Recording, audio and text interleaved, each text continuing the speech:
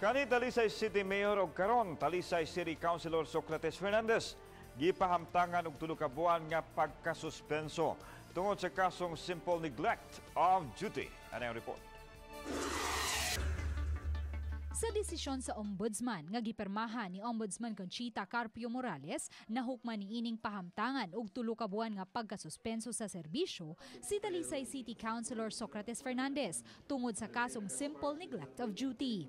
Kahinumduman, nagsugod ang investigasyon sa Ombudsman base sa mga media reports sa gingong pag-eskapo ni Juaban, anak ni Konsehal Soc, gikan sa Talisay City Police Custodial Facility niadtong Mayo 8, 2013. Giingong gigamit nga sakyanan sa pag-eskapo ni Juaban ang Mitsubishi Adventure nga gi-issue sa buhatan sa mayor.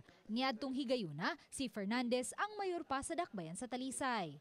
Nasuta sa Balitang Bisdak gikan sa Provincial Director sa DILG Province Jerome Gonzales nga epektibo niadtong Hulyo 30 ang pagpatuman sa suspension order.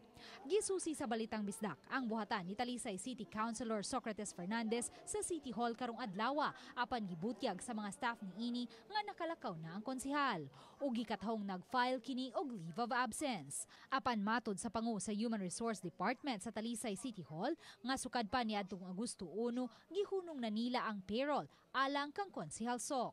Actually, ma'am, kanang natagaan lang ko og copy diri through our accountant nga naanay order from the ILG regarding the decision from the Ombudsman niya with that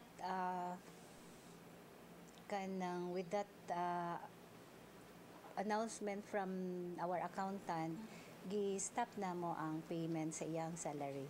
Giswayan usab sa Balitang Bisdak, pagkuha ang habig ni Fernandez apan dili makontak ang iyang cell number. Luan Marondina, Balitang Bisdak.